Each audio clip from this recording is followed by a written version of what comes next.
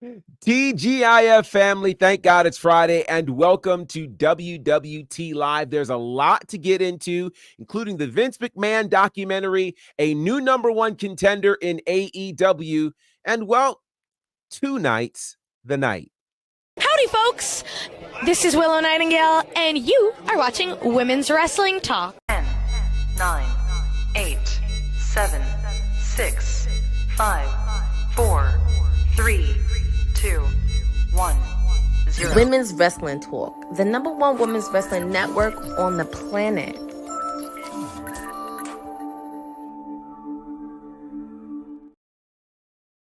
TGIF family, thank God it's Friday. Welcome to another edition of WWT Live as part of Women's Wrestling Talk, the #1 women's wrestling network on the planet. I am the professor. That's what they call me. They call me GB. They call me Gerard. They call me Teflon G. I don't know what you're calling me today. I know what you're not calling me, but I won't get into that.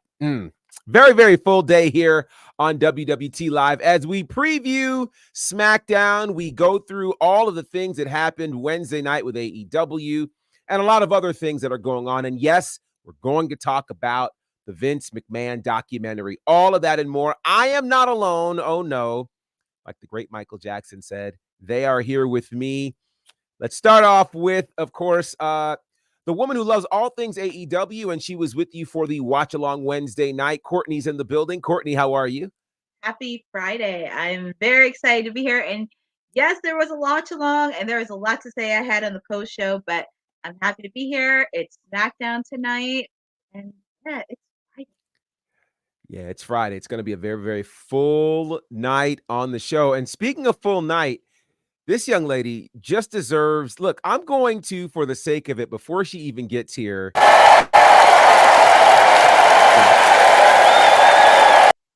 she gets applause because she's probably going to do about 4 hours with us tonight. This is insane.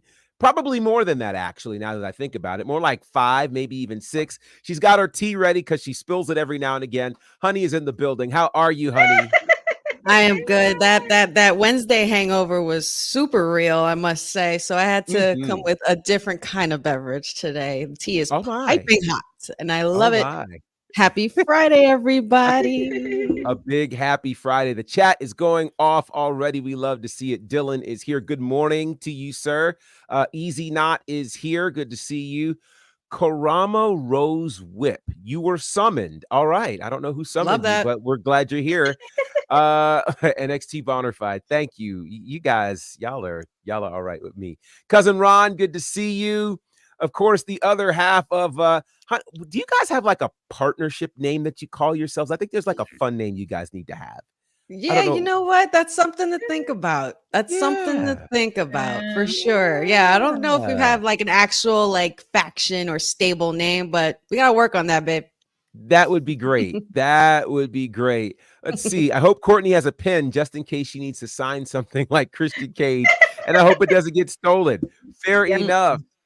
And yes, the WWF mug. And there's obviously significance to that, which is fun. Boza, good to see you with a great Grand Slam watch party. I am sure SmackDown will be fun in Oklahoma. Yeah, we're going to preview SmackDown and all of the things. But the first big piece of news deals with Cardi B. Yes, Cardi B, who is a longtime pro wrestling fan, was enlisted, dare I say, summoned to give us the big news about SummerSlam moving to a 2-day scenario. Now, before I get into the 2-day piece, before we get into where SummerSlam is going to be, let's talk about this, because it was just a couple of weeks ago that SmackDown had its season premiere, and a lot of people were upset about them using Meg Thee Stallion's song, Never Play, for the theme song, and they were going, where does hip-hop land with pro wrestling? We now know that the theme song for Bad Blood is coming from Metro Boomin, and now we've got Cardi B clearly involved in some way with SummerSlam. What, if any, statement do you think WWE may be making in terms of its connection to hip-hop? Uh-oh, honey, you're muted. Oh, I think this is There we go. Am I good? Okay. Yes. I think this is only the beginning. Megan Thee Stallion was pretty much just the start, and obviously they had the Metro Boomin situation with Cody premiering for Bad Blood and everything, or previewing Bad Blood, and WWE has specified that they are going to be doing a lot more celebrity musical artists going forward. They're going to be doing a lot of partnerships with them going forward.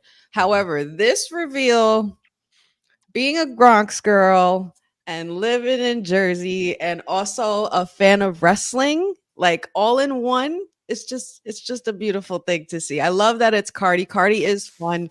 Cardi's definitely a wrestling fan, and she was rumored to be at a WrestleMania a couple years back, but I think or no, she was SummerSlam, was it? It was, and she got pregnant. She had the theme song, and then she had the baby and everything. But it's so good to finally see that, they kind of didn't want to squander that, and they wanted to give her a little retry. So I'm so here for it, and it's gonna be a thing for sure. By the way, a big happy birthday to cousin Ron, man. I love you, dude. So shout out to you from all of us here. Happy birthday, cousin Women's Ron. Wrestling Happy birthday. Talk. Absolutely. We love to see it. All right, Courtney, your thoughts on perhaps what statement WWE could be making with their connection to hip hop and Cardi B? It's been a long time coming. I mean, they had some stars in the past, but I feel like this has been a long time coming. And also, it's nice to hear that she's a fan of wrestling, which I did not know. So that's also an added bonus, too, that they're getting celebrities who are not only the biggest on the planet, but also they love professional wrestling. And also coming back to the Garden State for SummerSlam. Yay! Yes. I'm just excited. 2025 is going to be great. 2025 is going to be awesome. So I am happy that. Oh, you were going to say something, honey? No, go ahead. But I'm very excited that she is. I'm curious on what part she's going to have for SummerSlam. So I have a feeling she may tag team with Bianca or Jade or Naomi. I could see her being like a special guest host for sure. She could definitely host the night. And it's giving, when our loving HB Cakes, brought in Sexy Red. And I think that's probably, like we said, they were testing the waters with that. Just they couldn't, and it obviously shows because they were making room for this. And to have Bianca Belair in the ad as well, such a great plug. For sure. And so cousin Ron is correcting us that his birthday is actually the first day of SummerSlam. So I'm like, I was wondering, I missed that today. But I mean, days are running together, so I feel better now. But we're getting a jump on it, cuz we're getting a jump on it. I love to see it. But yeah, it's gonna be interesting to see how all of this plays out. But again, it's certainly not the first time WWE has partnered with celebrities. This really goes all the way back to the early 80s and the start of WrestleMania itself, and how WWE at that point partnered with Cyndi Lauper, who was massive at that time during the start of MTV, and just really opening the door to all that would happen in terms of what was then the rock and wrestling connection. But now it's more so the music and wrestling connection, which makes a lot of sense. So congratulations to Cardi B. I'm super excited to see what all of this is going to turn into over what is now indeed a 2-night SummerSlam, August the 2nd and 3rd, 2025, MetLife Stadium. It's going to be big. It's going to be very, very big. A lot of history here. Of course, SummerSlam began in the tri-state area, Madison Square Garden in 1988. The second SummerSlam was there in East Rutherford, New Jersey in 89. So definitely a lot of history to this. There's been a lot of talk, and I know in our own group chat there was talk about this. So let's have a conversation. Thoughts on a 2-night SummerSlam? There are those who think that it should only be reserved to WrestleMania, et cetera, et cetera. But this is where we are right now. What do you think about a 2-night SummerSlam? Can they pull this off? Will this be great? Is it overkill? What do you think? We'll start with you, Courtney. This is going to be interesting considering it's their biggest event of the summer. So of course they want to go all out with this with the 2 days. So it's like you have your pros where it extends it throughout the weekend. There's going to be a lot happening. And also I can see a lot of publicity happening leading up to it. I also wouldn't be shocked if some of the sports teams will get involved. Like, I don't know, like somebody from the Jets or the Giants getting that involvement like they did in Philadelphia with the Eagles. So I'm actually going to give it a chance because it's their biggest event of the summer. It's going to be interesting to see it 2 days instead of 1, but I'm actually all in. And if this is what they're going to do moving forward and focus on just the big pay-per-views, I'm willing to see how it's going to work on the 2-day. I like what you did there with when you said all in. She's gonna get an AEW moment, and you know that. I love it. I'm so here for it. I'm so here for it. But I'm not mad at this. I'm really not. SummerSlam, I mean, between WrestleMania and SummerSlam, those are the 2 biggest events in WWE history, like that have been from the start.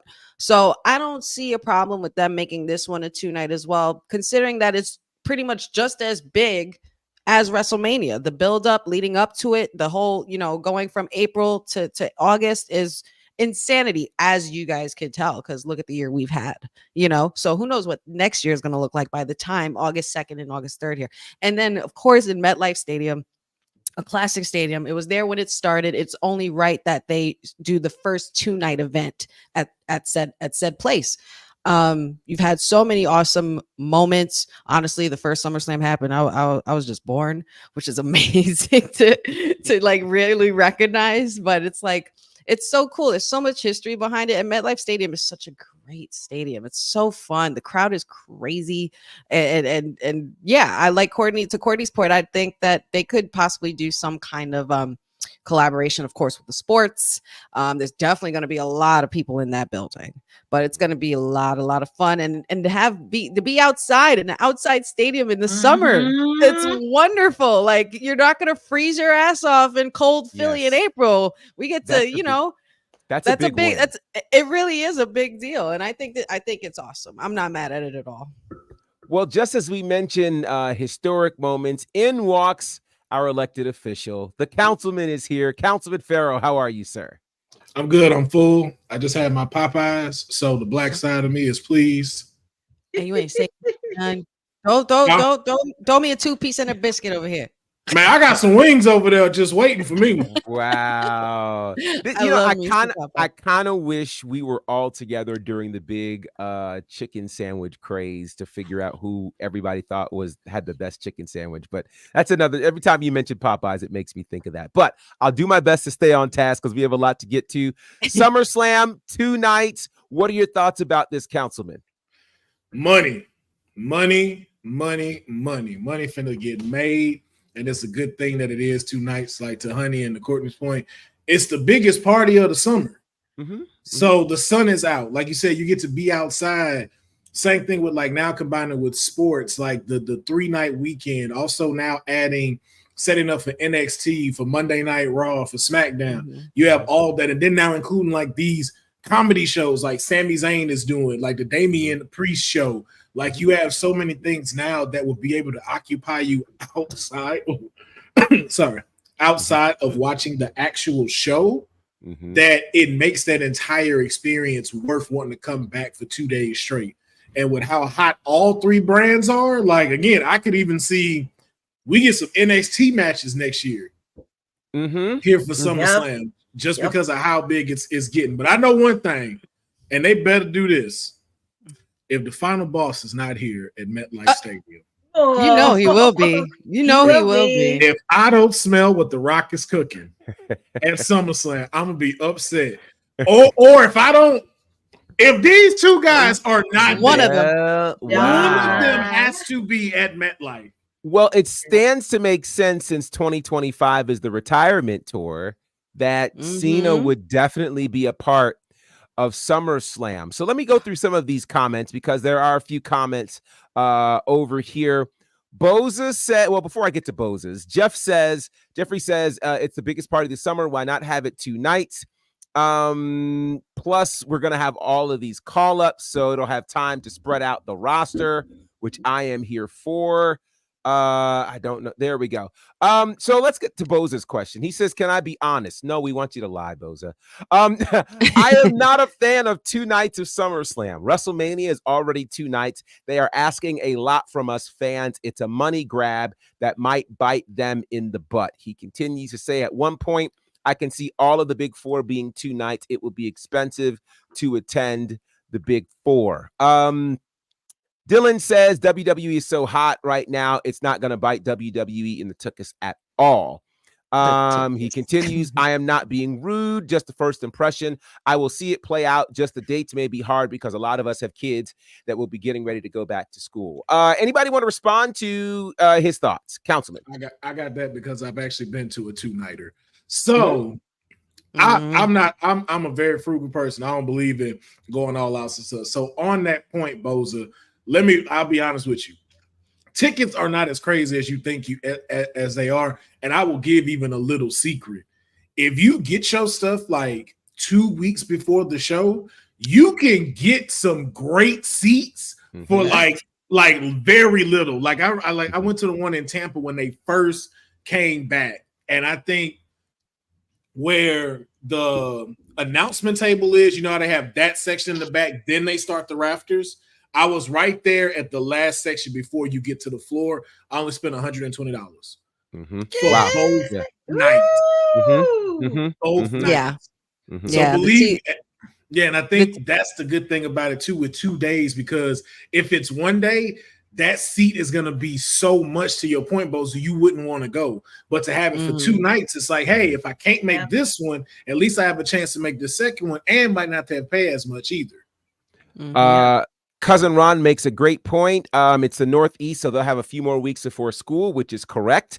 School in the Northeast begins in September, not in August. For other places where it begins in August, it's usually right after that. But this is one of those situations where this is okay. So let me say this way.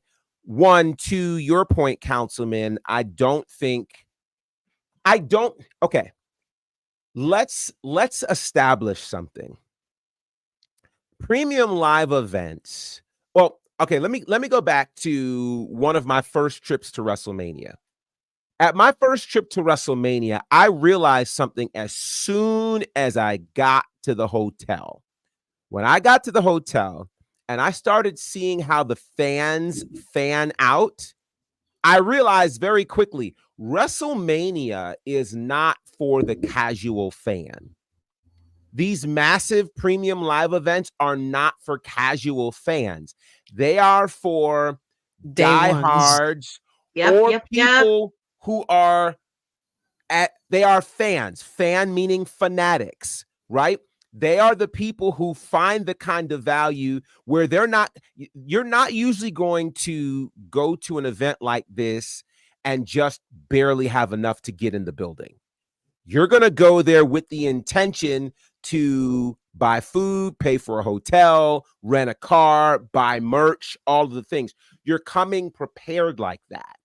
So in terms of a money grab, I mean, I think you got to understand these premium live events really are akin to what's happening with the NBA Finals, with the Super Bowl. And if you think about those particular events, while the main event might be one day, the NBA Finals, for instance, or no, I'm thinking All-Star Game. Let's talk All-Star Game. The NBA All-Star Game, you've got multiple events happening over multiple days, you know, so WWE in essence is honestly feeding their fans. Now let's also consider one other thing too.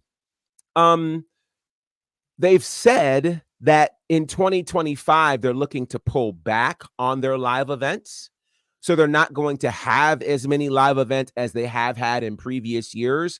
So at one point they were running like 300 dates a year. I'm hearing they might do 200, maybe even fewer than that. So what that means is there are going to be fewer and plus, if we remember how this year the WWE took a number of premium live events internationally. So the opportunity for you to see a premium live event in the United States is fewer and fewer, less and less. So because of that, a 2-day situation for something historic like this in a big stadium, oh, that's a big deal. And people will make their decision on that. And again, given the way that WWE is rolling, they are finding great success. People are doing very well. And that's just kind of how they have done that. So I think it's a great opportunity. And let's consider this too. SummerSlam is at this point about a year away. You have WrestleMania. I think we can be clear to say not everybody goes to all of these PLEs. So you pick the PLE you want. If you can't get to Vegas for Mania, perhaps SummerSlam on the East Coast is the next best bet if you still want to get that 2-day stadium-like feel. So I'm not willing to throw this out simply because WWE has figured out we're not going to do 16 matches. We're going to make this a card over both nights that makes sense, that you'll want to tune in for. And WrestleMania, I thought, was a great template. So we'll see what they do for SummerSlam to make this work. And again, we've got a little time before we get there, but it definitely seems to be the way going forward, since we know that SummerSlam 2026 will be in Minneapolis, and it too is a 2-day affair on August the 1st and 2nd. All right, let's move from the future to the past, that being this past Wednesday night. Jon Moxley fought Darby Allin to become the #1 contender for the AEW World Championship. A lot happened at Ground Zero. Grand Slam. I don't know why Ground Zero came out. A lot happened at Grand Slam, including Bryan Danielson's first appearance since All Out, an amazing match that we saw against Nigel McGuinness.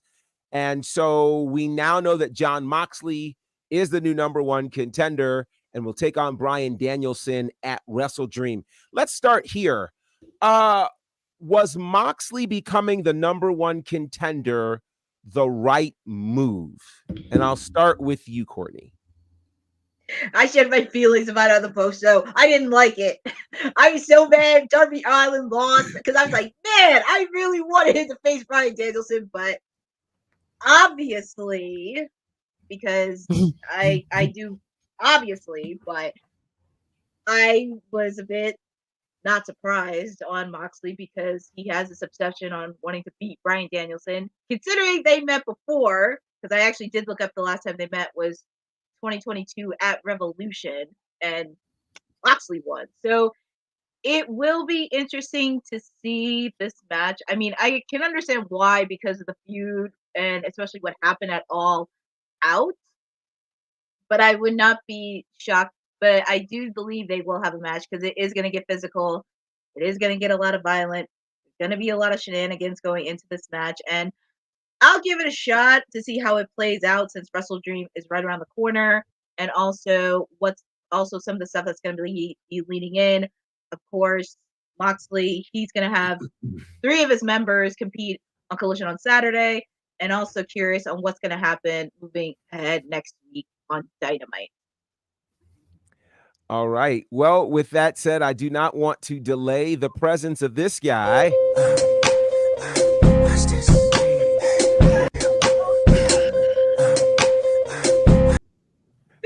The mayor is here. Mayor, how are you, sir? It's a beautiful Friday. How's everybody doing? It's been a minute. Yeah, we're doing well. We're doing well. We're talking about Jon Moxley, the new #1 contender. Did AEW do the right move on this one? From a believability standpoint, yeah. But I mean, I would like to believe that they have bigger plans. I don't want to lie. I was gonna say, don't lie. Don't lie. Just say what you have to say. Maybe they have bigger plans for Darby, because there's no feasible way I can see Darby going over Bryan Danielson currently, or just in general. So you'll at least get some type of like blood feud, great match between Brian and Mox. It just sucks how much has changed since Regal left with the BCC. They could have really done more with them as a faction, but it also sucks how much has changed since Swerve is no longer champion. Yeah. Still trying to figure out the payoff of that. But that's just me. Interesting. I'll never say. I mean, it's Bryan Danielson. I mean, I'm not. I can't be mad about that, especially if this is like the last run, and a company with a short history, 5-some years. I mean, it's not out of the possibility to have a multiple title reigns now. I think we're past that point where we got to have the real lengthy title reigns in the company. We've established the history of the title, so he can be right back champion at the top of the year. Could be. Your thoughts, honey? I need more time with this. I need more time with these two. I guess I'm just gonna have to tune in every week and see what they're building and gearing towards with Moxley since he's come back. But in the words of my tribal chief, I'm not feeling it. Okay. All right. Well. All right. Councilman AEW. And Danielson's arguably the best wrestler in the world. You can't be mad at it. I'm not denying Danielson's capabilities at all. I'm not. I'm just not sure where this is going, and I really want to know where it's going. I just don't see it. Okay. Councilman, any thoughts? In the words of my guy Ed Love, come on, son. Y'all do that's some bullshit. Taking Darby Allin out that match. Y'all already know. John Moxley could get a title shot at any time from Daniel after turning on him. Why was it necessary for Darby to give up his number one contendership so we can get it now? And the fact that y'all wrestled together before. Like, this could have easily just let Darby get his stuff off. Daniel retains, that's fine, but you at least show Darby can stand in the title contingency realm. But now it's just yo, I've seen this already. I've already seen this. And to say y'all are trying to keep up with everything else and make some dope stuff, and I don't like that Moxley wears V-necks. I never trust people with V-necks. They're never up to no good. They're never up to any good. Name me one person did something great with V-neck. I have a bunch in the closet, but that's neither here or there.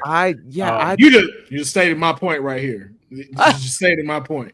Wow. You seen where Vice City is right now, and he just says I had a whole bunch of V-necks. Sir?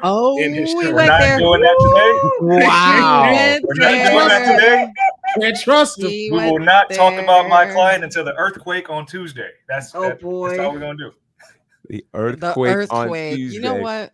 Well, I gotta be frank here, because everybody's really. I thought you'd just be said. That's what I was gonna say. I like that. That's funny. No, but did anybody really think? Let's be real. You put Mox in because you can believe that Mox can beat Bryan Danielson. You don't believe Darby can beat Bryan Danielson in a regular wrestling match. No, the man was just hit by a bus within the past 6 months. He don't need a title match. He need to sit his ass down somewhere. To be fair, I've been saying this. I've been saying this forever since it happened. I'm like, Darby, go away, sit your ass down. But we've seen crazier things. We saw Mick Foley Jr. beat Gunther, and we thought that never would happen. We are not comparing Darby Allin's wrestling skills to Sami Zayn. Wow. I mean, wow. Never mind. You're right. We got to stay on track. Wow. You got a big. Well, I'll tell you what may have shocked the world. Also, Wednesday night, we found out that MVP is all elite as he showed up during Grand Slam, interrupting Prince Nana and somewhat suggesting that if Swerve Strickland is actually ready, that he is open for business. What do you think MVP is up to in AEW? Syndicating. Syndicating. I'm gonna be sad if they replace Nana. I'm gonna be sad if they replace Nana, but not for nothing to have somebody behind like MVP behind Swerve would be a great look. In my opinion. Stay your ass away from my Swerve. You stay your ass away from my Swerve. Swerve is perfect where he's at. I don't MVP, stay your ass away. Yes, yes. We just had this discussion of why you should still be champion. How is he perfect right now? Because Daniel Bryan's about to retire. We get that. If that wasn't there, Swerve would still be champ. If that was not a factor of Daniel Bryan being on his last leg of his career, we would still have Swerve as champ. That's the only reason why that happened. There's a lot of storylines with Swerve that really don't need the title now, if we're being honest. He's still got to rebuild his property out there and get his league back. So, I mean, if this is leading to anything with the and I don't think it's going to be an alliance. This can be the first time you see two prominent black superstars go against each other in a meaningful way in AEW, if it's what it's going to be, which means an appearance by Bobby Lashley, maybe Shelton. And they try to recruit him, and he don't want to do it because he's kind of leaning more to the babyface side instead of that tweener side. It could be really big if they do it the right way. They have to do it the right way. Yes. Courtney, any thoughts? I was not surprised that he was there on Wednesday. I don't want Swerve and Nana to break up. I don't, but like everybody said, if Bobby Lashley comes in, Shelton Benjamin, and also it would be a good opportunity for MVP to recruit some AEW originals to the fray, like Private Party, Top Flight, at least just getting under the fray. And somebody mentioned Powerhouse Hobbs because he's rehabbing right now, so he's coming back soon. Because I don't know where he's at with the Don Callis family, but he's ready to come back. So I'm actually curious on what's going to lie ahead next, and also the upcoming weeks, considering the Wrestle Dream is going to be in Swerve's hometown. So that is going to be another interesting segue on how this is going to go. Interesting. Some interesting thoughts out here as well. Let's see. If Swerve is a heel, then Nana gets beat up while MVP watches on and laughs. MVP accused him of shucking and jiving. That is correct. Jeffrey says, I don't want to see Swerve away from Nana. MVP needs to find Hobbs. MVP said no shucking and jiving. Yeah. Hobbs and MVP, that would be a great combination. It would. Bobby is coming in, but the question is, does MVP convince Swerve to beat up Nana and join the business? Yeah, there are lots of questions. Let's see, EJ Nduka and Lee Johnson. That'd be interesting. I don't know. EJ, yes. I don't know if Lee Johnson has got enough dog in him to be with MVP. I think he's just too nice, too chill, that kind of thing. So there's always Keith Lee. Keith Lee ain't doing nothing right now. Well, that is if Keith Lee is healthy enough and if everything is all right with him. So I think that'd be a lot of fun. So some interesting times with MVP in AEW. Another AEW star who's made some news is this guy, MJF, who we've not seen in quite some time. And part of the reason for that is MJF is getting ready to do some Hollywood things, as he is now the latest to join the cast of Happy Gilmore 2, starring Adam Sandler. This is going to be on Netflix. And while the details of his role are under wraps, a lot of the originals from Happy Gilmore are returning for this. So congratulations to MJF, who seems to be doing a bit more on the Hollywood side of things than many would have imagined. Do you think this is a good look for MJF and AEW to be a part of what's going on here with Happy Gilmore? Absolutely. Yeah. Mm-hmm. I mean, you're co-starring with Adam Sandler. That's huge. I think he fits the bill. I just can't wait to see what kind of role he does, because it's going to be something crazy or obnoxious or just something way out there. Yeah. Knowing it, I mean, if you were a fan of the first Happy Gilmore, I'm definitely going to give this one a look see, because I love any of the Adam Sandler films that have come out, and it's been a while since he's actually come out with something that he's kind of redoing, like it's like if he was to do Waterboy 2 or something like that. But I think MJF definitely fits the bill for this. It's definitely his kind of thing, a little slapstick action. I think he's going to have a lot of fun doing it, and I think he's going to do great.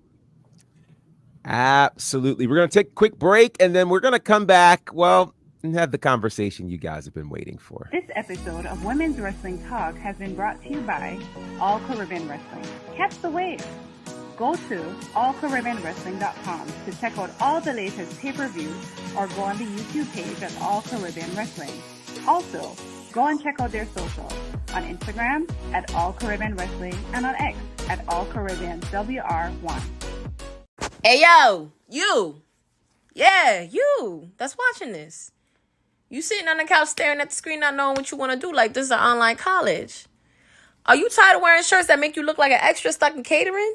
Do you want to step your wrestling swag game up to the next level? Then Women's Wrestling Talk has got you covered. Like literally. Are you for life in pink or black and white? Or maybe you're the EST and people need to respect you accordingly. Want to put some pride in your stride and show off the muscle in your hustle? Then make sure you check out the WWT store. Not now, but right now. Alright? What you waiting for? Head to www talkpodstore.com and don't make me fight you. Shit. Yeah, please don't make her fight you, because I think she'll win. That part. I just do. All Caribbean Wrestling is gearing up for its next big event. It's happening Nassau, Bahamas. It's called Fight for Paradise at the Kendall G.L. Isaacs National Gymnasium. There are a lot of amazing people that are going to be a part of this, including 4 WWE Hall of Famers. That includes Mark Henry, Teddy Long, Ron Simmons, and JBL of the APA. They'll be there along with tons of others. You will absolutely want to be in Nassau, Bahamas. The Bahamas treated All Caribbean Wrestling very, very good back at the Baja Bash in June. No telling what's going to happen. I've already heard they've moved this to a larger venue than the last show, which is crazy. So you definitely want to make sure you're a part of Fight for Paradise at Nassau, Bahamas, October the 19th. You can head to allcaribbeanwrestling.com for more information. And of course, thank you to All Caribbean Wrestling for your continued support of what we're doing here at Women's Wrestling Talk. We appreciate you guys. All right. So then let's talk about this, because when I saw this, I almost couldn't believe my eyes. Kofi Kingston is going to be doing an indie date. He's going to be at a promotion called Ego at a show called Return to the Forge. It's right outside of Chicago, Illinois, where this is happening. The date of it is interesting to me, and you guys might figure this out. It's Saturday, October the 5th. He will be involved in limited photo ops. I'm not sure if he's going to end up in the ring. But again, this is just a sign that we are in a new era of WWE when its superstars can be at indie shows. This is wild to me. What's wilder personally is this is also the same day as Bad Blood in Atlanta. I don't know what to make of this, but it's real. So go figure. It's happening again Saturday, October 5th. I don't know what this means, but I do think it's pretty cool for Kofi. So yes, it is part of the WWE, the new version. The original version has been under a lot of conversation because of WWT peasants rise for the godfather of WWT and going forward, the Professor Gerard Bonner #NXT Bonafide. Oh my God. Something tells me that's the first time the professor has seen this. Oh my God. That's good stuff.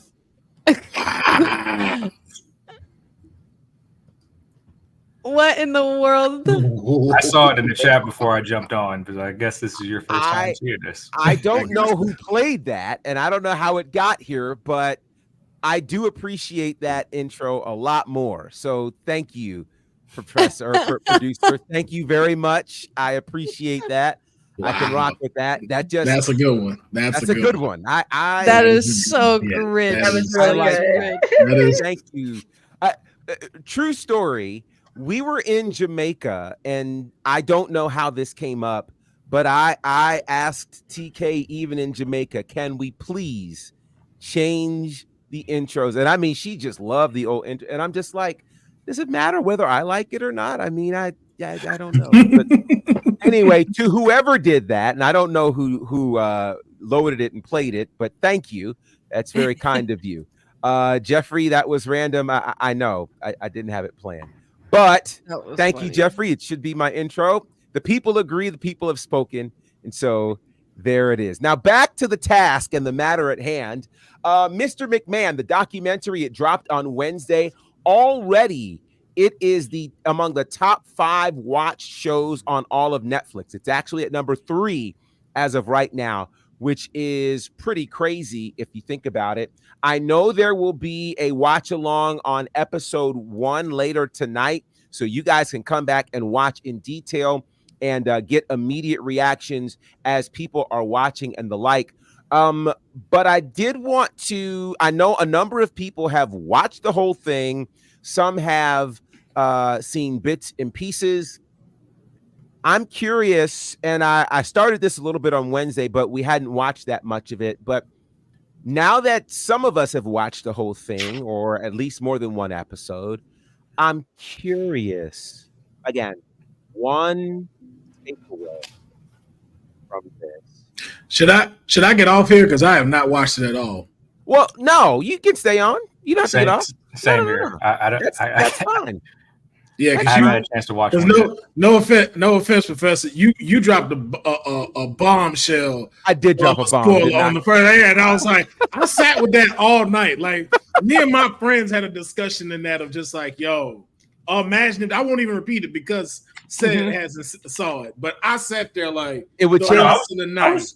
It would have changed the world. On Wednesday. It would have changed the whole world. The whole world but he meant that like you didn't see the episode, and yeah. Yeah, so I didn't want to throw it out there if you hadn't seen it.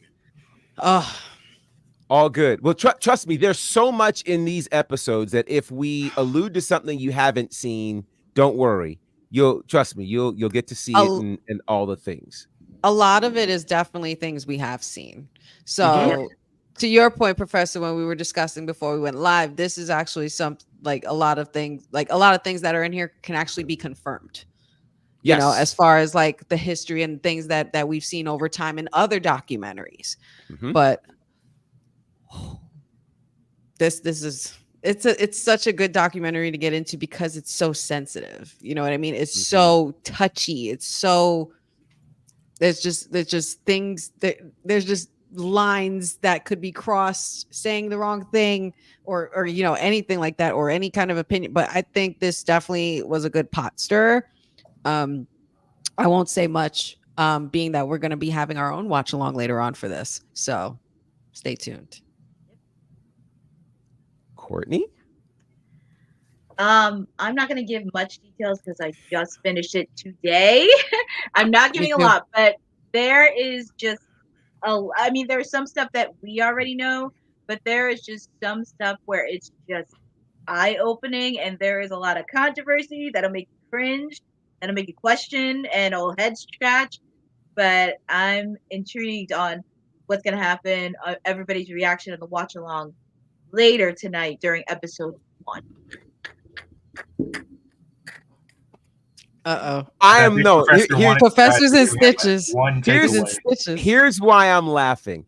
I'm laughing because as I crafted this show, I'm like, okay, I know I'm going to give enough time to this because there will likely be something that the people want to talk about, and you know we'll do this, and then there'll still be plenty of room for the watch along, and then everybody's like, I don't want to give anything away, so we got to watch along tonight. Okay, so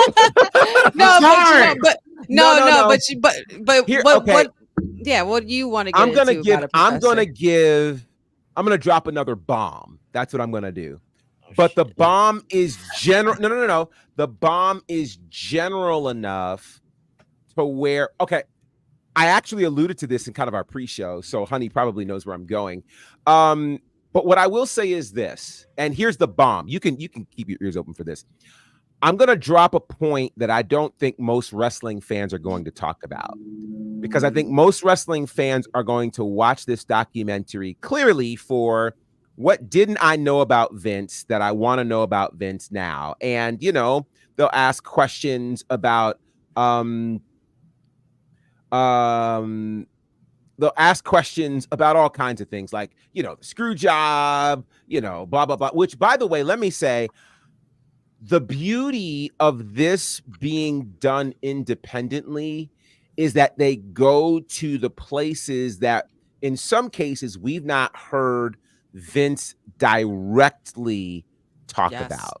Yes. So there's that. Secondly, and I'm leading to my primary point. Secondly, what I think is interesting about this documentary is, to a degree, it's the history of WWE, but you can't tell the story of Vince McMahon without the story of WWE and finding out where he is woven in there. So there's that. But here's the kind of my overarching point. There, later in the show, later in the documentary, I felt like it took a turn.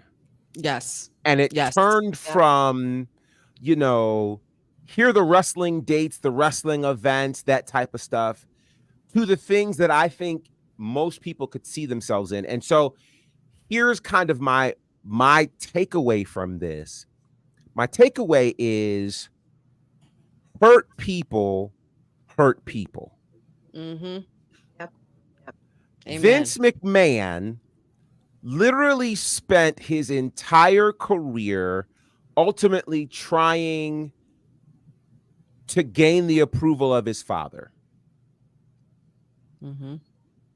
And as such, when he had the opportunity, as most people who have the opportunity to right the wrongs of those who went before you by doing it a different way, he opted to do it the same way.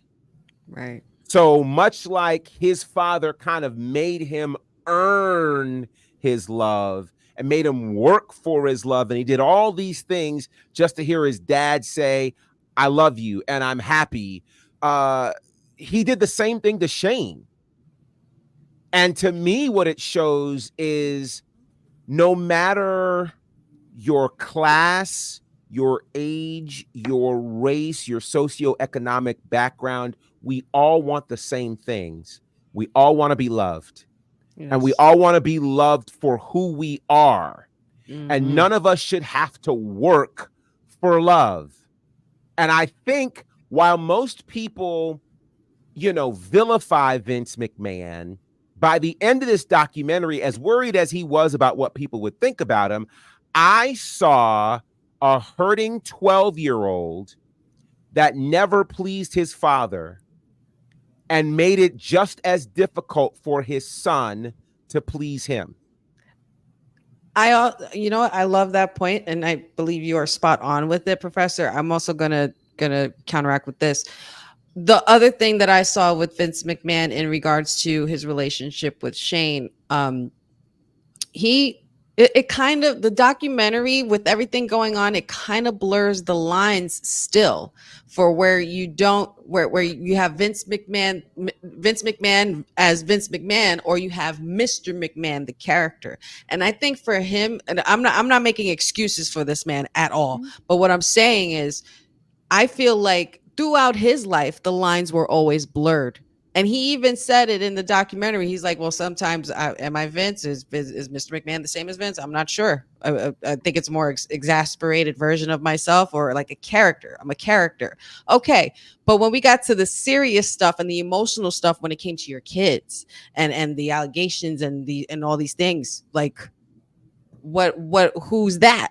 Who are you then? Because you treated your kids like they were employees. And honestly, he made it very hard on his kids because he felt like he had to hold them to a different standard, didn't want to show nepotism or anything. But that's not always the way to go about things. You should have been able to take pride in the fact that Shane wanted to carry your legacy. He wanted it bad. And I don't want to talk too much about it because I know everybody hasn't really seen the documentary in full, but I got really emotional seeing that because I believe it comes from a relatable standpoint. Like it hit me, you know what I mean? In the feels where I was like, Shane, I get you. I feel you on that. And Vince never actually got that pat on the back ever.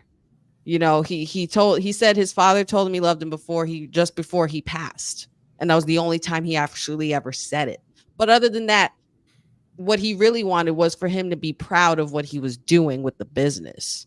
So the lines were blurred. I felt like Vince was lost in the sauce and the lines were blurred where he had to be one way and he was another way, but then he also had to be dad and this and that. And it got you lost a little bit, but I totally understand your point, Professor.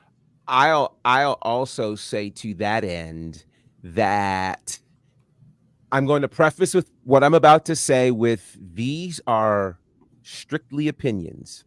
Mm-hmm. And these are opinions that are extracted from what we watched. All right. Yes. When you watch the watch along, you will extract your own opinions. But one of the reasons why I'm having the discussion at this level is because I know most wrestling fans won't. That's what's going to make this different. And for me, I feel like, and someone was in the comments the other day saying, I think it's so unfair that wrestlers have to be on 24/7. I will say this. I feel like, and we see this in movies and other places as well. Even in real life. Especially in real life, people often create alter egos as their form of escapism. Yes.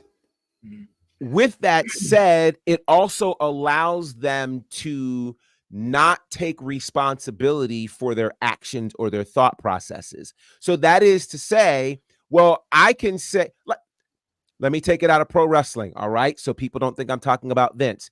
One of the issues that's happening in hip hop right now is there are concerns about, well, who really said these lyrics? Is it the artist or is it the person? Right. And are these lyrics causing people to become violent in their activity and things like that? And there are artists who are saying, well, hey, this is not the person. This is the artist. It's art. I'm just creating art. And that's what it is. And yet that art is a derivative of your real life experience. So the question is, you have to decide which it is, right? If you're going to separate the art from the artist, then you have to draw that line so that it's very clear. Other than that, it's blurred. And if it's blurred, there's no choice then but for people to believe what they're seeing. But I think sometimes the art versus the artist, blurred lines, all of that type of thing can be deemed as a scapegoat to remove you from the responsibility of whatever and include the whatever, right? That whatever being, okay, let me put it to you this way. It's like the people, now I know you've all seen this. It's like the people who go on the platform formerly known as Twitter or Facebook or whatever, and they start, the term was in my head and it left that fast. Ranting? No. Well, they start these rants that are directed at people, but they won't name names. Yes. And then they talk about, I'm just sharing my thoughts. I'm just talking about, no. You're talking about this You don't want to be direct enough to use the person's name. So you're just throwing out all this information, instead of you're subtweeting. That's what you're doing. And I think sometimes people take these moments. So this is what I'm saying. So the similarities that they were making between some of the allegations and then some of the storylines, it's subtweeting. And then you can say, well, it was just a story. It was just art. It was all of this. I think we have to get to a point where we ultimately, if you're going to, so, okay, let me just also use what he said. He said that you will only get to know the parts of him he wants you to know, which, hey, that's fair. So then I say, if you want me to know the compassionate side of you, then you have to show me that. If you just want to show me the jerk, show me the jerk. But then you can't get upset with what my assessment is of you if this is all you've shown me. Right. You understand what I mean? Like, you can't, if I only show you darkness, then I can't get mad that you don't see that I'm light. If I haven't shown you light. You know, I know that's a much deeper discussion about this documentary. I love that. I love it. Would you guys say that after watching a documentary that Vince struggles with vulnerability? Absolutely. Hell yes. Hell yes. 100%. I still feel at the end of this documentary, I had a lot of questions still. Like, I feel like I know Mr. McMahon, the character that he's shown me for the last 30 years of my life on TV. I know that, or the announcer when he started is that. I know that Vince McMahon. Leaving this documentary, I still don't know Vince McMahon. I still don't know. He was very, very, how do you say? I don't know. I don't want to say restricted, but he just seemed like he was restricting the peeling back the curtain and peeling back the layers. He doesn't want to show you who he is. He also has trouble looking back in the past. Like there's a lot of mental health that he did not address. And you would think that this is what that would be about, because it's about Mr. McMahon, but it's seemingly about the Mr. McMahon character, and then the lines being blurred when all the allegations and everything else blew up. I still do not know who Vince McMahon is, even after seeing the documentary. Bear, going to your point, not just authenticity, I'll throw out two things: empathy and also authenticity. Because I don't want to put too much in there, because there were times where there were some serious issues happening, and it just felt there was a lack of empathy. It just and accountability. Yes, accountability is another one. But yeah, it was like a lack of empathy I just saw from Vince. Yeah, you know, strangely enough, I actually felt for Vince McMahon. Me too. In some way. And I want to be clear when I say this. I'm not saying that from the perspective of he did these dastardly things and but you know what it's like? It's like when you watch the movies and they tell the story of the villain and you see how the villain became the villain. Like, you see they were abused, they had a horde, their origin story. And I just felt like, what would Vince's life had been like had he had a loving, empathetic father who pulled him in, hugged him, told him he loved him, told him he valued him. I just wonder, this is much more of a different kind of analysis of this. There's a lot more wrestling things involved in this, which you guys will certainly get to see. So I invite you, after the SmackDown watch along tonight, will be the watch along for episode 1 of Mr. McMahon right here on Women's Wrestling Talk. So you guys can check that out and come up with your own questions. And there's a point that I made on Wednesday that is in episode 1. When you hear him say it, if you watch this show on Wednesday, you will understand why my brain went. I just got one There's question. Still a video coming. I just got one question then. is his other son, Hornswoggle, going to talk in this documentary? Is he in this? Strangely enough, he is not. And I maybe they couldn't find him for comment. I don't know. Why he ain't accepted his child, man? His child. Hornswoggle McMahon should be in this documentary, okay? Hornswoggle McMahon. That's pure comedy. Oh my gosh. All right. So then let's talk about Swerve. There was conversations about Swerve earlier in the show. Well, Swerve made his way earlier today to the Breakfast Club. A lot of AEW representation on the Breakfast Club this week, probably because they were in New York.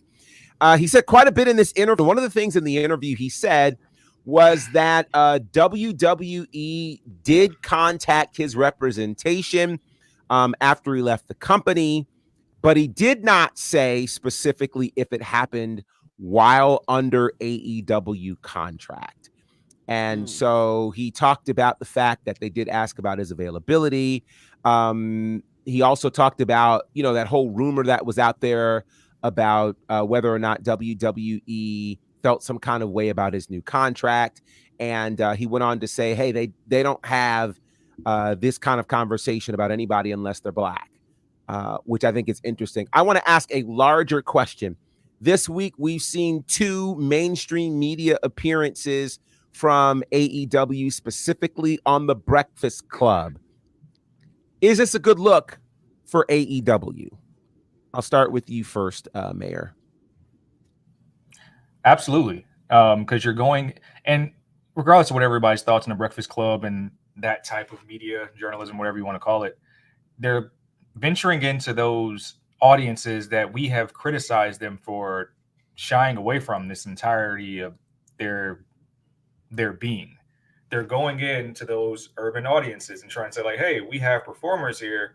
We need to pull in that side of viewership. With Mercedes, with Swerve, it's a good look. The fact that they're willing to be the faces of the company in that regard is smart, because you're going to bring in more than your casual fan. Swerve does music.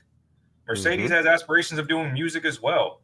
Why not go to these different media platforms and outlets and try to showcase AEW in that light? So the more for the casual fan who is a professional wrestling fan but just knows WWE because it's the juggernaut in the world, it makes all the sense in the world.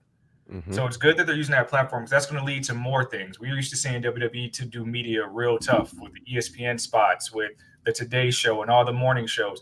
This is where that will trickle down to, just because you took the time to start in the #1 market in the country, no less, in New York with the Breakfast Club.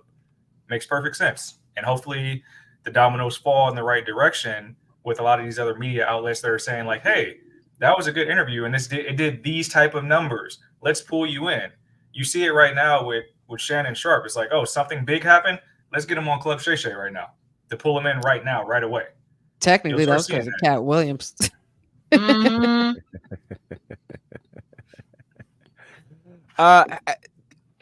Courtney, has this been a good look for AEW this week?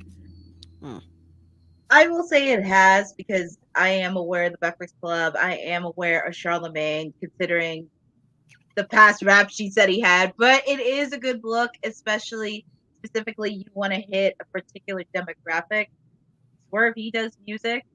Mercedes, she wants to venture off into other things. So it's really nice to see them kind of venture in that route. And we're also seeing some AEW stars venturing to different opportunities that would be just for WWE outside of these 2. Anthony Bowens was on MLB Network because he used to play baseball when he was in college. So that's also a bonus too, just to get that feel, just to get them into mainstream. So it is starting to get a good look. Yes, you're going to deal with some media outlets that are going to ask you some questions over and over again, but the way they responded and how to articulate that question, that's always going to be something that I always watch for. And I am going to watch both of their full interviews, but I'm happy to see they are getting publicity with various media outlets. So it's going to be something that they're going to have to learn, especially if they venture off to other media outlets, i.e. ESPN maybe. Fingers crossed. I don't know. But they're going to ask them challenging questions. So this was actually just a taste of what they're going to get soon. the amount of caffeine that will be used if you see Tony Khan on morning ESPN programming. That's funny. I can't wait. I can't wait for Mouthy Monet Records. It's gonna be awesome. Mouthy Monet Records. Wow. Wow. All right. So SmackDown's happening tonight, and there's quite a bit to talk about. The women's matches, there are quite a few. There are two of them that we know about tonight. Mi Chen takes on Piper Niven. And then this is one that's got a lot of people talking. Naomi versus Bayley. The winner becomes the #1 contender and gets a shot at the WWE Women's Championship at Bad Blood next Saturday night. We've got Andrade versus Carmelo Hayes Part 6. Golly, this is going to cook. This is feeling like the NBA Finals right here. Seriously. And I'm here for it.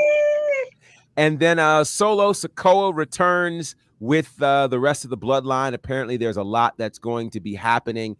Let's go back to this match here. I acknowledge my tribal chief. Solo Sikoa.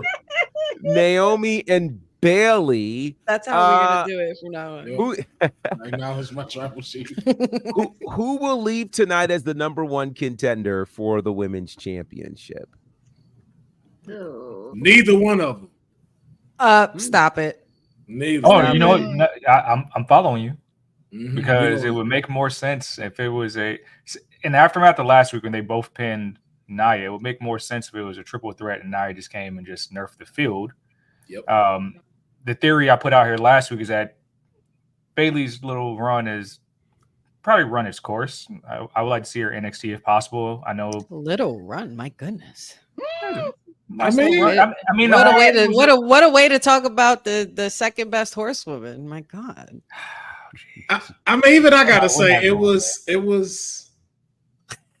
mild. It was mild sauce. Nothing wrong with mild sauce on tacos. Aggressively, I'm just saying, like it's run its course. It was about toppling over damage control. She did it. They're on a different show, but like Naomi needs to shine a little bit more. I just don't think they'll do Nia versus Naomi straight up. Oh, I think so. I that's what I would love for them to aim for. I've put out my honey pot predictions earlier on the socials, and I'm like, all this bloodline this and bloodline that. What about the ladies? Who's to say there can't be a blood feud between the ladies in the family as well? I would love to see Naomi go one-on-one with Nia. It wouldn't be the first time that they've met each other on a grand scale either. And Bad Blood, for some reason, it just makes sense to me. It just has a really nice ring to it. And I know them two could go. They know each other. And that's probably where the best chemistry in the ring lies too. So give me Naomi. Yeah, I'm going triple threat action. I don't see. I'll confirm Dusty finish as well. I think triple threat makes more sense in the card. And I don't see it. You know what I see with Naomi and Nia? If it's not Bayley, I see if they do a War Games for SmackDown, Team Nia and Team Naomi. And then this is when you get Bianca and Jade, and then maybe Bayley and one more other person with whoever Nia Jax is going to get for War Games. I'll go a step further and say I'll say triple threat for the only reasons that Bayley is going to have to eat the pin.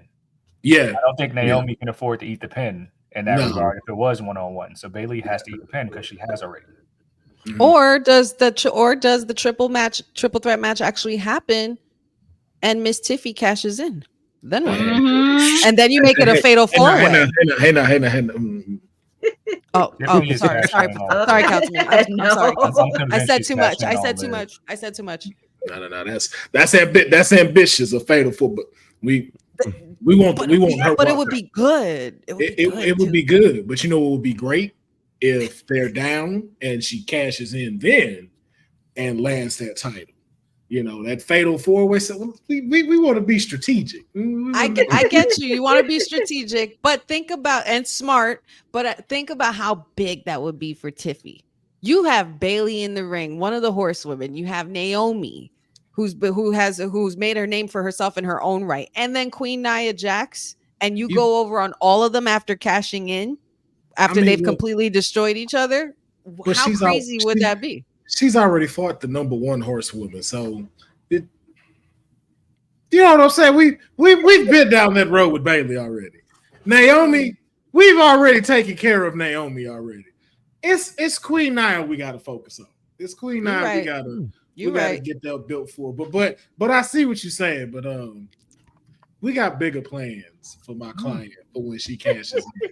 It's gonna be a star-studded number. When you walk away, you ain't even gonna remember what match was happening when she won. Well. Any thoughts on this one, Courtney? I can't declare a winner on this because this is gonna pretty much end in shenanigans. And I can see a triple threat match happening. Also, this is pretty much left field, and I don't know why I've been sensing this the last couple of weeks. I just have this gut feeling that Naomi's going to turn on Bayley.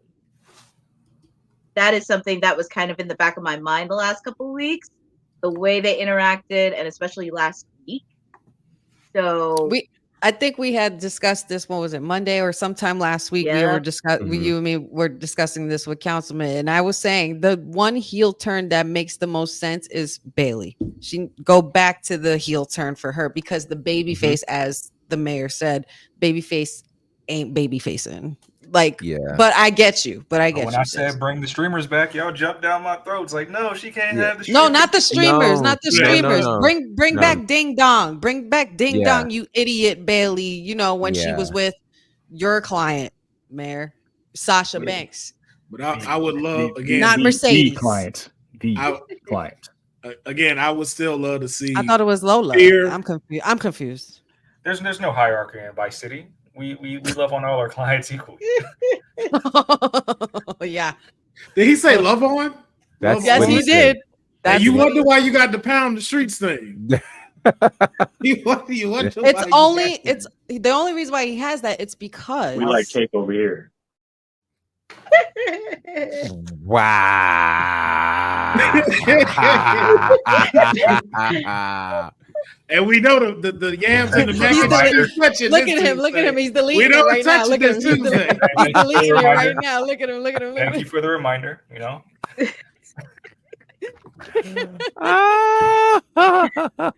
Oh man. I love that. Boy, so yeah, I said. I'm just ripping. You said infringement on name, image, and likeness around here. You know. That's hilarious. About to make AI pay more. Hilarious. Absolutely. Oh, it's deleted, Jeffrey. I deleted it right now. I saw him as he was doing it too. It'll be for some reason it'll show up again. I don't know. It might. Somehow. But I said Naomi. That's about to pound the streets. See, I don't mind that one as much. Hey, look who's saying it, of course. Well, yeah. It's like why would you mind that one? Yeah. Oh, wow. I needed that. Wow, that took a turn. So yeah, Naomi versus Bayley, and something's got to give there. Something's got to give. We will see what happens there tonight. That's going to be a fun one for sure. They did announce a triple threat tag team ladder match next week. I was just going to say. Triple threat tag team ladder match with Temu Bloodline, DIY, and Street Profits. Woo! With ladders involved. This might as well be War Games. Wait, is it for the title? Is it for the titles? Yes. It is. Next That's gonna week, go crazy. And I couldn't help but where it's located. It's Music City in Nashville. Last time we were in Music City in Nashville, we got a rock concert. Just but saying. We're not gonna get a rock concert the night before Bad Blood. We're not. No.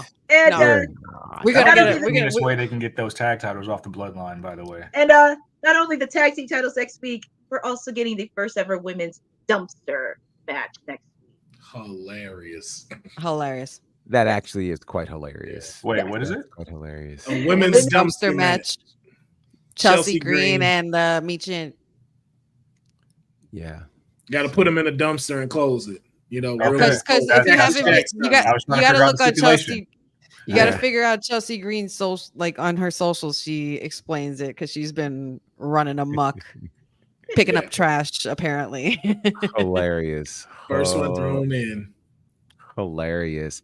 Well, one more thing before we go, and that is this Sunday, Ashe Smile is with you is the next, or Smile, Ashe is with you. That is the next big show from Ashe Wrestling happening this Sunday in Charlotte.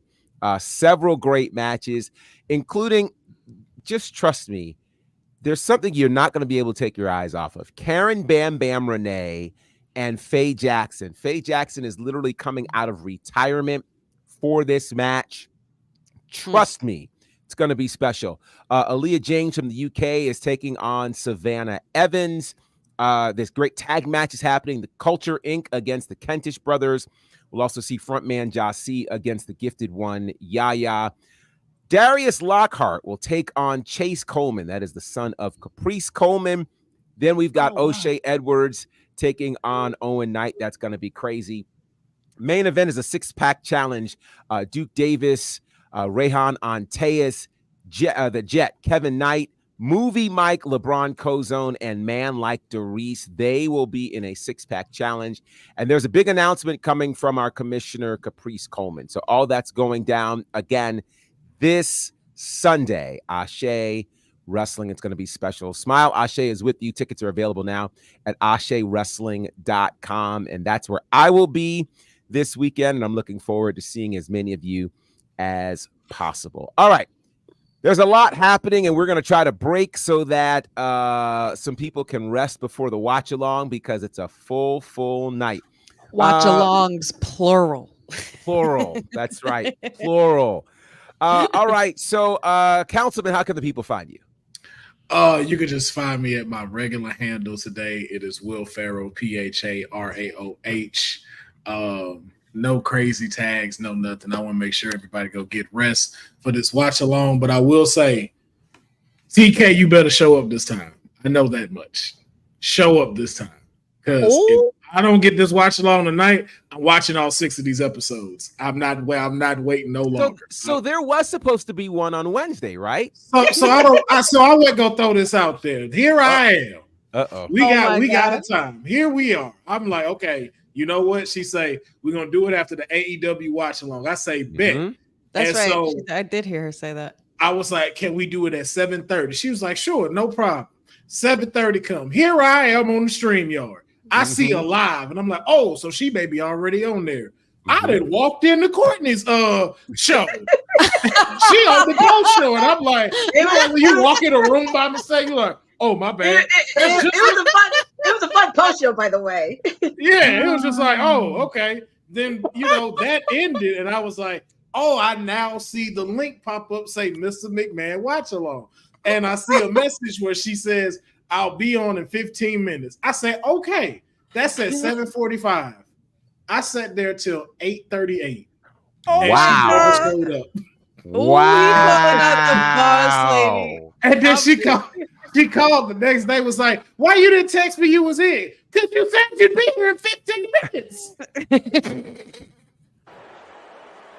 Why would that man play games with me? Why would you play games with me? I've been fighting so hard not to press play on that documentary. I'm sorry, but I can't even imagine, like, while Courtney's in the midst of it, and then you just insert yourself right in and you're live. AEW, whoops. And it just came right up. I was like, yeah, so that was crazy what happened at that match, right? I'm just trying to scroll to see what happened. I'm like, okay. Man, that's great. That's great. Hilarious. That is great. That is great. Oh my God, that's funny. Wow. Oh, poor Councilman. Yeah, poor Councilman. Well, now the people know. Courtney. Boss lady. That is boss hilarious. Courtney, how can they find? Well, I don't even know where the boss lady is right now. So that's going to be funny whenever she sees this, if she even sees this. I'm not going to tell her, but hey. Courtney, how can the people find you? They can pretty much find me on Twitter and Instagram on @CourtneyNJ11. I am also here Monday, Wednesdays, and Fridays. You can also catch me on the weekly watch along on Wednesday, because next week Dynamite will be celebrating 5 years. So it's going to be a fun one next week. feel free to come in, and also you're more than welcome to join me on my post show as well. Excellent. And I meant to mention this, and we're just out of time, but we are officially at the 1-year mark of Jade Cargill being signed to WWE. And I was gonna ask what you thought about her year-long run, but maybe we'll get to that another time. Mayor, how can the people find you? The socials are the same. Ced says on Twitter. Ced is the answer on Instagram. Unlike Mr. McMahon, the mayor is not a gimmick. I really live my raps out here. And I would like to actually address the allegations that were brought against me on Wednesday in regard to Anderson .Paak. I did reach out to people, and I'm actually about to be in another state in less than 24 hours. So I just want to throw out a open invite. I have extra ticket to the Commanders-Cardinals game on Sunday. First come, ain't nobody going to that. First come, first serve. Now the invite has been set publicly since the slander was made publicly. Because I don't know who's an Anderson .Paak fan and who is not. But you can also find me here Monday, Wednesdays, Fridays. There's going to be some new content coming up. I'm getting Jacob to wake up from his hibernation. I don't know if it's going to be a podcast or it's going to be a post show or whatever. But we're going to have a co-mayor's post show. There's going to be a couple articles coming out, and I'm actually happy to inform you guys right now. We are going to start tallying predictions as a panel going forward for every PLE. So I'm actually going to take the picks, formulate them in articles for every PLE, and then we're going to track those every single month, kind of like how they do in NFL and the NBA. Yeah. All that stuff is coming soon, along with a bunch of other lovely written content on the WWT website. Look, also, so take a pic and take a photograph. No paper, just a Philly for the ride slot. Peace, see you later. I know you love the way it's going down. What's next? I know you love the way it's going down. What's next? I know you love the way it's going down. What's next? I know you love the way it's going down. I don't know why that was played. But that is a former intro. That is you and your tag team partner there. I was just gonna say before that came through, that, by the way, that is awesome, by the way. But see? I'm so proud of you guys. I'm so proud that the co-mayors are finally getting along enough to be able to get some things done. You guys been working out here. I love there's no co-mayors. Let's be honest here. There's one mayor. They want to act like they did 100 plus episodes deep that is going to get revitalized. That's all it is. Dylan, you know what? I got a lot left in the tank.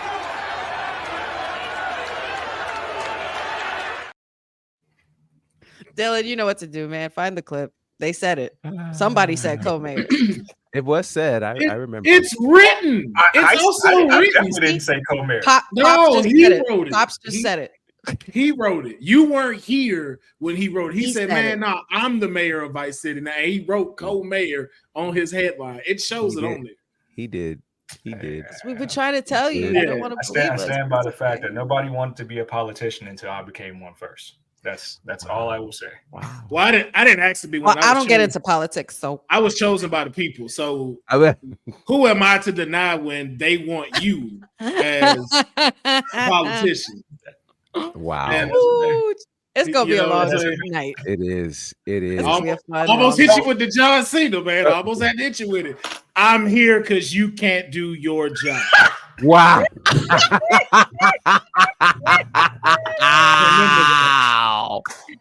Wow. Stop it. Oh my God. And, you know. He was special.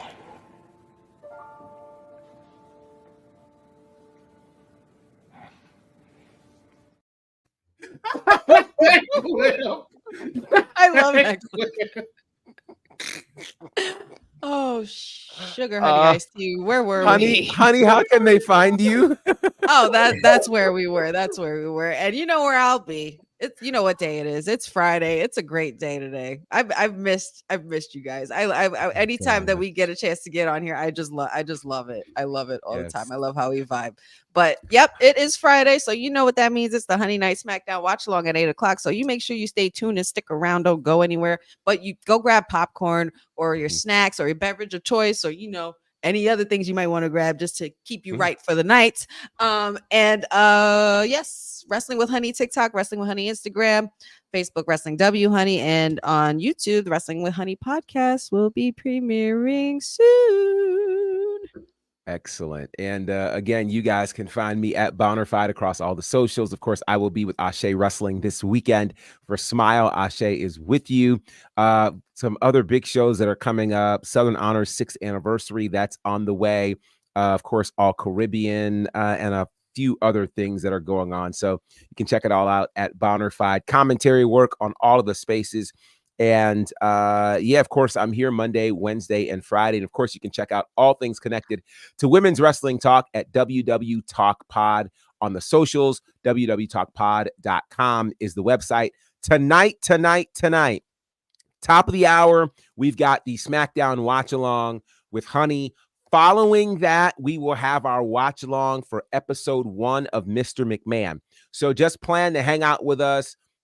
Plan to chat with us, plan to have fun with us. It's going to be a great, great time. And the cool thing about watch-alongs is you tend to get all the details that you might not necessarily get in a full show like this. So go back and watch it. You'll learn some things. You'll pick out some things perhaps that you didn't see or hear when you first watched it, if you've already watched it. So it's going to be great. Shout out to everybody in the chat and wherever you may be joining us. Jeffrey, Special Little Nobodies, Dylan, he had another name and I'm trying to think of it, but we'll just go with Pachu since that's there. The other half of Honey, we know that. Boza and Eric and Chris, good to see you. Lewis Johnson, good to see you. And cousin Ron, and no, it's not your birthday today.